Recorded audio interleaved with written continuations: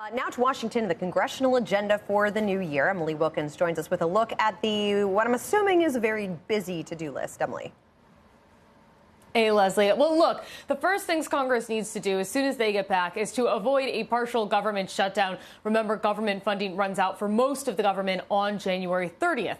Now, lawmakers had hoped to make some more progress. They wanted to move these 5 spending bills that would have covered a majority of government funding, but a number of conflicts are holding up that package.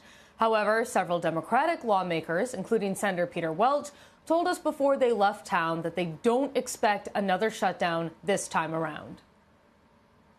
It's a different time frame, and the reality is that shutdown came where there was a real urgent issue to get health care on the front and center of the agenda. I think we accomplished that. So I haven't heard people talking about another shutdown. Peter Welch said that he is hopeful that something can be done on health care in January. And remember, when the House gets back, those rank and file members are going to be able to force a vote on a 3-year extension of the Affordable Care Act tax credits. Now, while that bill is expected to pass in the House, senators of both parties have said that it is unlikely to pass in that chamber. However, senators are working together. There's a bipartisan group that's working on a potential plan to reopen the exchanges and bring back the credits in a limited capacity. So, guys, we'll be keeping a very close eye on both of those stories because that will likely dominate the first part of the year in Congress.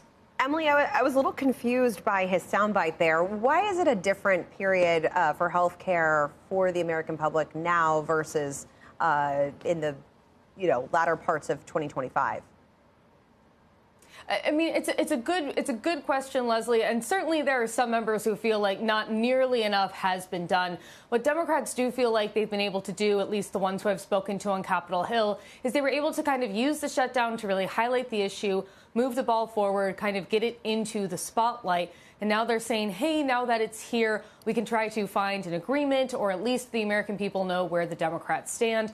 Granted, for a lot of other Democrats, they say something actually needs to be done. But of course, that's going to rely on getting enough bipartisan support. And while there is that group trying to work together on a solution, and they are projecting a lot of optimism about it, we still haven't seen any paper or any text, which means that it could be a while if we even do wind up seeing a plan on how to keep those tax credits going. But at this point, things are not looking very optimistic for those tax credits continuing.